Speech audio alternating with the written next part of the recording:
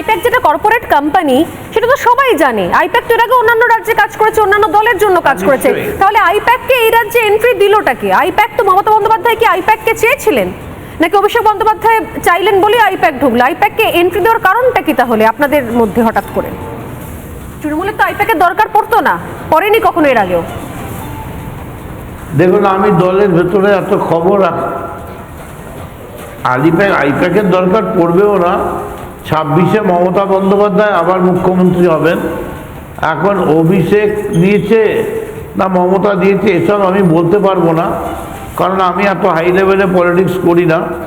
তবে আইপ্যাক দলের কোথাও সম্মতি ছিল, তা নাহলে তো আইপ্যাক আসতে পারতো না দলে। তবে আমি এইটুকুন জানি, মমতা ব্যানার্জি ওই কোন বানেগা ক্রোড়পতির মতো কোনো ওই কোন বানেগা ক্রোড়পতিতে যেমন রেফারেন্স নেওয়া যায়, সাহায্য নেওয়া যায়, মমতা ব্যানার্জি এরকম কোনো সাহায্য বা কোনো কিছুর পরোয়া করেন না। তিনি একাই 100 সিপিএমের মতো পার্টিকে হারিয়ে দেওয়ার জন্যে।